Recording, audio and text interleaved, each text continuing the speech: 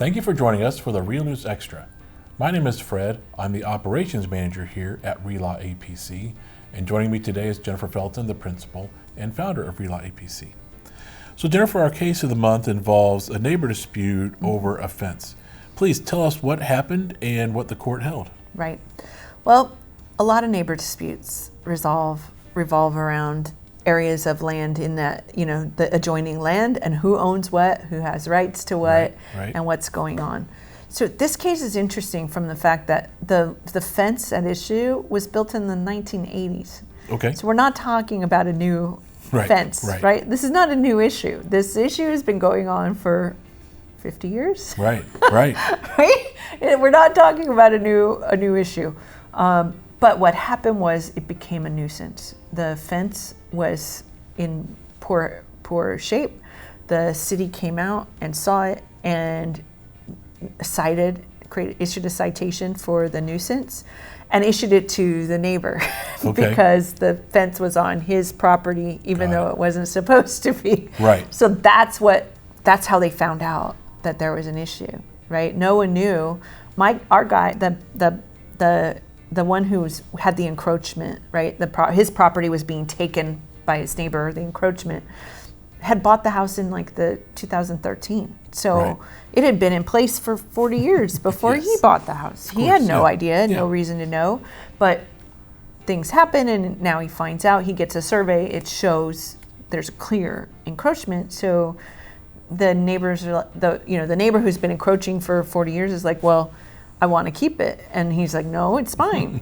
And that's what happens in neighbor dispute. And so the question is, in California, in most states, there's a law called a prescriptive easement. And the idea of a prescriptive easement is if you've been using someone else's land openly, notoriously, and hostilely for more than 5 years, you earn a right to it. Right? And so that was the issue in this case, was had this use of this area been enough to create an easement where that neighbor would be entitled to keep the land or not. Right.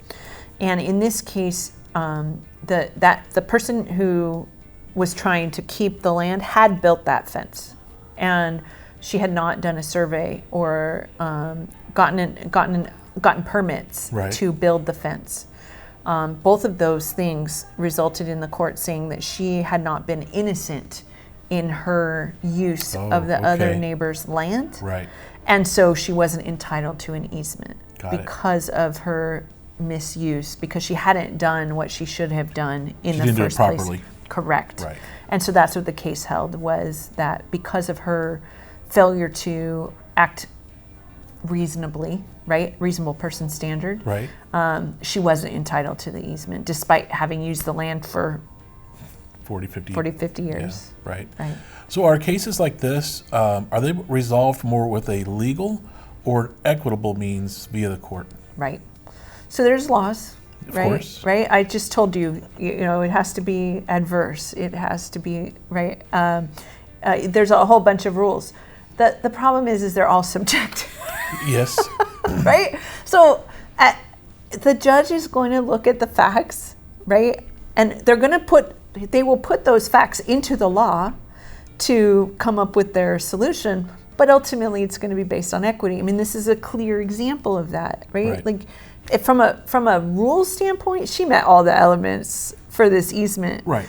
But in equity, the judge is like, it's not fair. You didn't do what you were supposed to do. So equity always, especially in things like this, is going to be an issue, which from a legal standpoint makes it really hard to know. Like, you can't analyze the case and say what's going to happen because a judge may pull some equity thing out of there. You know what? You're not prepared to manage. Of course.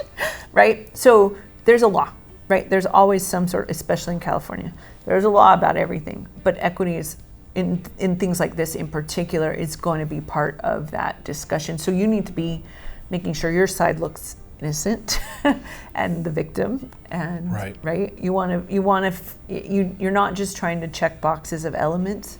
You want character and circumstance to be on your side as well. Right.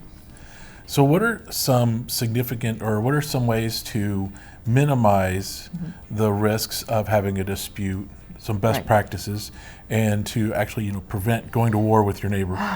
Neighbor disputes are just horrible. Painful. They're expensive, they're emotional, and no one wins. Right. Right? Even Yes. when you win, you don't win.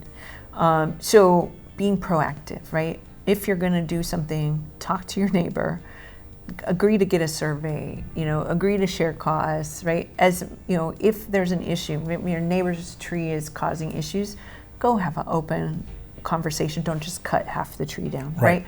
The more that and it doesn't mean it's always going to work. I get that, but the more that you can You gotta start try somewhere. to work with your neighbor, Yes. the better. And then get legal involved before you do something, not after you do something. It's a lot cheaper Yes. that way. Got it. Well, thank you. And thank you for joining us for the Real News Extra. If you're enjoying this content, I invite you to click on like or subscribe. And of course, ring that little bell for future notifications. My name is Fred. I look forward to seeing you on the next episode.